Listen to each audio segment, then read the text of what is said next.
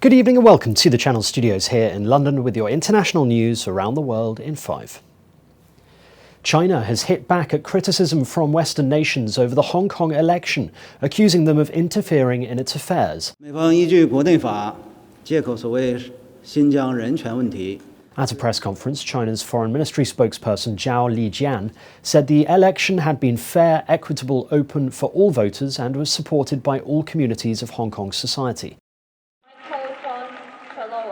Hong Kong's legislature vote on Sunday saw more than 90% of the seats go to pro-Beijing candidates. Several nations said the poll had eroded democracy in Hong Kong. US President Joe Biden's administration is to make 500 million rapid tests for COVID available amid new measures to tackle the surging Omicron variant. Here we go. Mr. Biden says people need to protect themselves as the holiday season gets underway.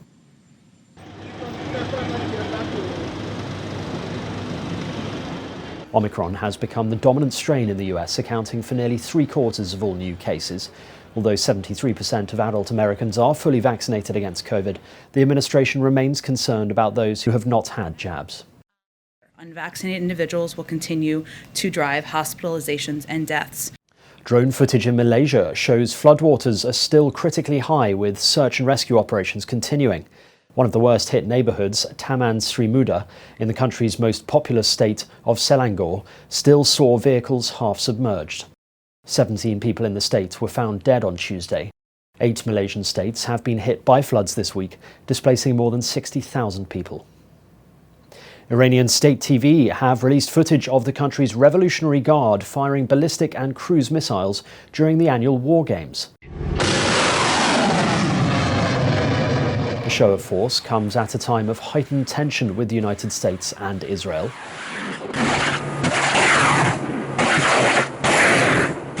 Iran says its ballistic missiles have a range of 2,000 kilometers and are capable of reaching Israel and US bases.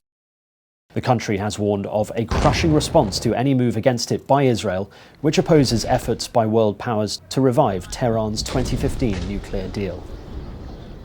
Meanwhile, a Russian submarine has launched a cruise missile from the Sea of Japan in a set of its own military drills. It hit its target 1,000 kilometers away at a Russian training ground onshore.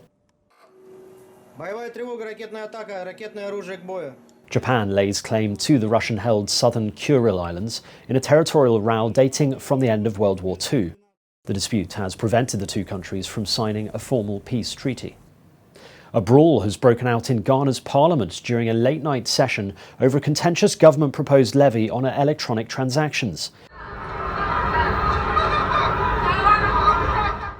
MPs shoved, pushed and threw punches at each other while others tried to stop the fighting. The chaos started after opposition MPs rushed forward to prevent the Deputy Speaker from leaving his seat to vote. The session was then adjourned because of the disorder.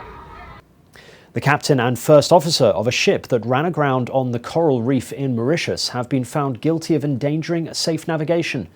The captain, Sunil Kumar Nandeshwar, admitted to drinking during a birthday party on board before the MV Wakaisho ran aground on the 25th of July last year. About 1,000 tons of fuel leaked into the water, sparking an ecological emergency. Mauritius is home to world-renowned coral reefs popular with tourists. Dubai's ruler has been ordered by the High Court in London to provide a British record of more than $733 million to settle a custody battle with his ex-wife over their 2 children. The court ordered Sheikh Mohammed bin Rashid Al Maktoum to pay a lump sum settlement of £251 million to Princess Haya bint Al Hussein. The judgment provides Princess Haya with sums to cover the costs of running 2 multi-million-pound properties in the UK. And finally, the world's largest floating Christmas tree has been assembled on Trasimeno Lake in Italy in time for the festive period. While it's certainly impressive in the daytime, it really comes to life at night. The tree is made of 2,600 perimeter lights and is over 1 kilometre in length. And that's your international news around the world in 5. Now back to the Channel Studios in Lagos.